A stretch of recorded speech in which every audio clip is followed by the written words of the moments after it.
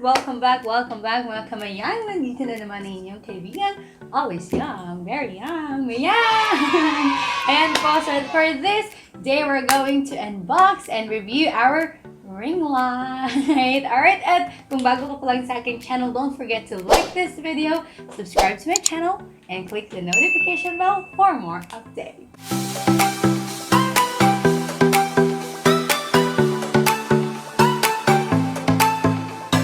So as I've mentioned earlier, we're going to unbox and review our ring light. Well, let me get the box first.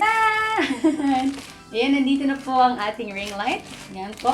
This ring light came from Lazada. Actually, we just received it several weeks ago. Hindi lang namin na-unbox kasi sobrang busy sa work. But anyway, let me just read you the information about this ring light. So we bought this from Lazada.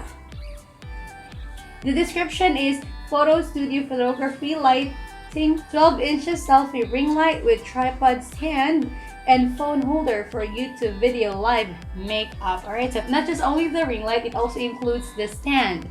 Alright, the total amount of this one, including the shipping po, is 1,493. So medyo pricey siya, pero okay na rin compared to other ring lights na medyo mahal din. Alright, yan po. So the reason why I decided to buy this ring light, because as you can observe that my lighting is not so good. Hindi siya masyadong masyadong sige na, wait ko. Okay na ako na. Hindi siya masyadong mahayag. Hindi siya masyadong mahayag.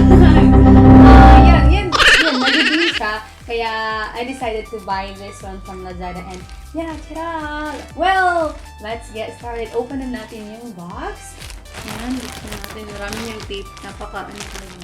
Very sealed. Anyway po, medyo matagal siya dumating kasi alam nyo na, COVID, tapos merong problem sa shipment kasi bawal maka-enter, tsaka hindi to priority, hindi kasi ito food product or any primary necessities. Kaya yun, hintay pa ako ng maybe 2 weeks.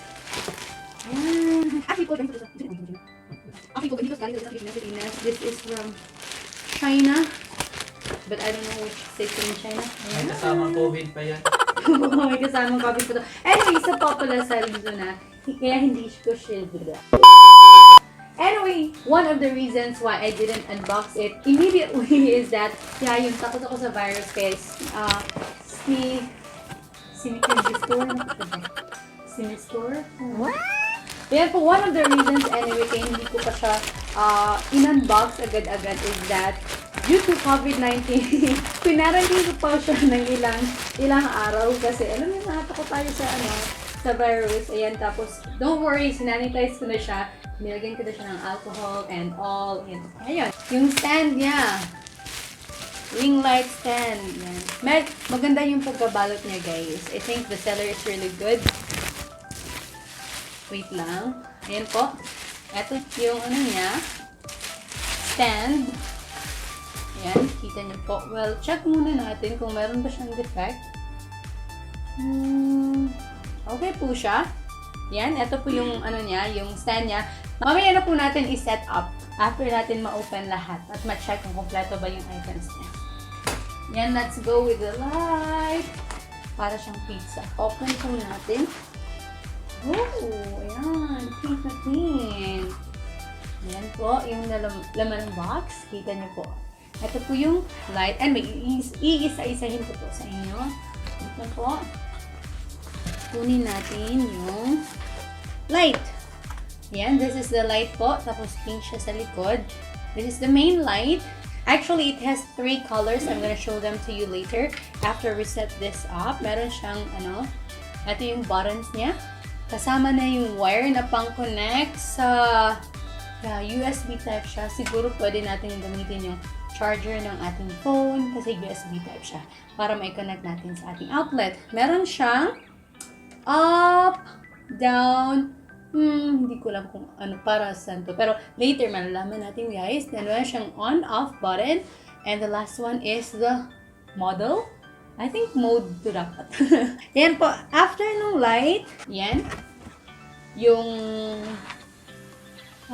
phone holder. Phone holder. Tapos, ito. Ano to? Alam ko na. Ito yung siguro yung lamp. Lamp holder. Ito. Lamp holder niya, guys. And this one, I think this one is for the phone. Because we already have the the lamp holder, and maybe this one is for the phone. Well, let's check it out later, guys. Kung para saan talaga to, hindi ako sure actually.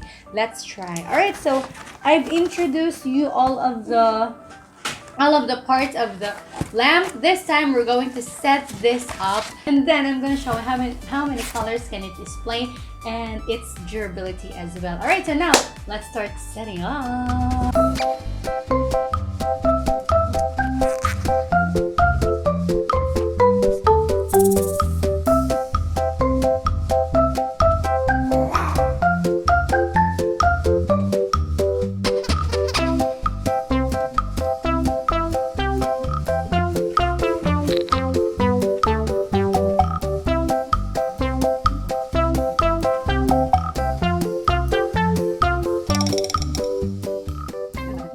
Ayan po, I'm done exploring with with its parts. This is solely the stand. It looks like this. You can see the 3 feet, 3 feet of the stand. Yeah, and then you can see something here. It looks like a thread inside. Yep, if you can see. So later we're going to connect the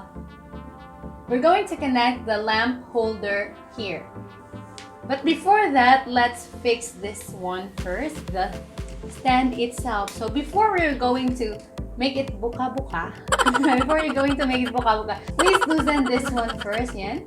If you can see a screw here, and there you go. Easy as 1, 2, 3. There's the stand. And then to make it taller, loosen this again.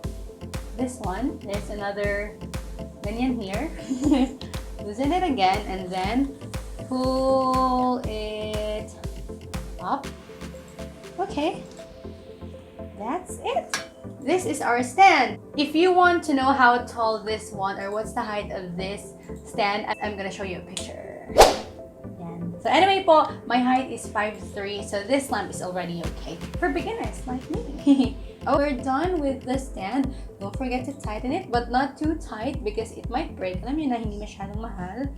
Then, let's move it here. Now, let's go to my favorite one. So excited. So excited na po talaga. Wait, tanggalin ko lang muna. Nalimutan ko. Bago ko pakita sa inyo kung paano. Ayan, ito yung soul lamp niya with its wire. That will be connected to the outlet. Let's put this first to the stand. Let's remove this one. Then you can see a thread. Here we're going to use another part, which is this one. You can see it. We can use another part, which is this one. With this one with the ball inside. Yes. Okay, you can use this. Look at this one. Then this is the part that we're going to connect to the stand.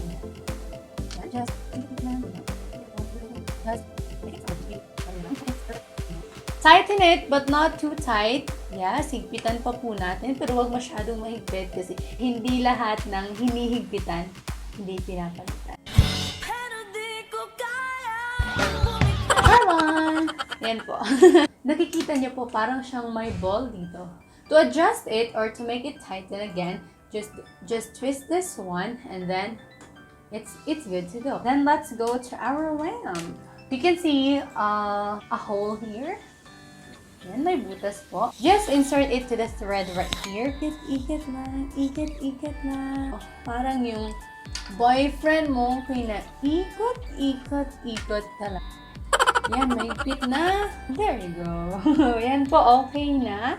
Okay na yung ating light itself. Now, let's go to our camera holder. This is a camera holder. It has another small ball inside. Yes, and it looks like this. You're going to put here the camera holder. you can see a square. In this lamp, you can see another shape here. You're going to insert the holder here. This one, the square one here.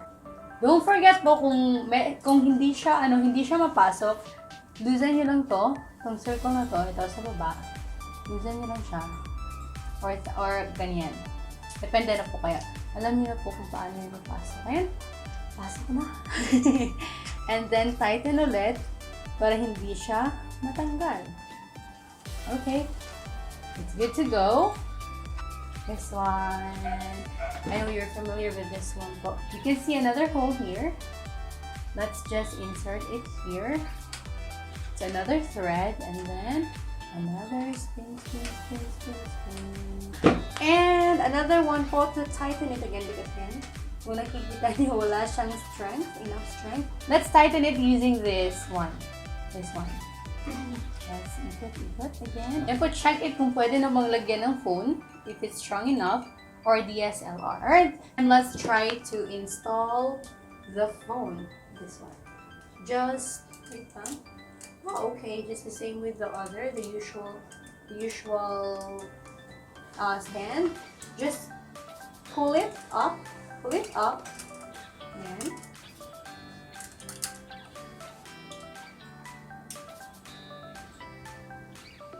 Pull it up and okay, again. Pull it up and make sure that the buttons will not be pressed by the holder. Okay, it's good. Now let's try the lamp by plugging it into the outlet. This is the downside. There's no adapter. Yan, ito lang po. Hindi po to gagana without an adapter. So I think I'm gonna use my charger adapter. Wait lang, let me get it. I think it's working. You can see the blue light here. Maybe this one means that it's already good to go. It's already good to use. We can see here again, up button, down button, on and off button, and the last one is model. I think this should supposed to be mode. Okay, let's try on. Yes, it's the yellow light. Let's try another model, which is mode. Oh, it's like fluorescent lamp. It's white. Another one. This is the third press for the button. Oh, okay. So this is white. This is somewhat like yellow. This is yellower. Mas pink. Pink. Mas yellow siya or pink na orange. Hindi ko lang, parang orange. Medyo masakit siya sa mata. Wait, try natin tong up and down button. Nothing for the up, down. Oh, okay. Ayan, you can see that parang nafe-fade yung light niya. Let's go to up. Okay. Ayan, kung gusto niyo sobrang bright ng face niyo, go it until the end. Yeah, lubos-lubos, then down. Let's go to white again. Press model or mode. Yan. Then up. Oh. Down. Yan. Okay lang ba mukha ako? Up again. Down. Oh, really good. I think another good side of this ring light is that it's very easy to use. It has 3 colors which you can choose. If you want dimmer light, then it's good. If you want yellowish light, then it's also great. If you want white, you want to make your face brighter, then you can use this one. Anyway, I'm gonna put the name of this ring light I'm gonna put the name of this ring light in our description box so you can order if you wish to. Then let's try if the light is really good. Okay, now I'm gonna press on. Oh, yeah. This is the light yellow, I think. The light yellow. Up. Down. Okay, I'm gonna move closer. Up.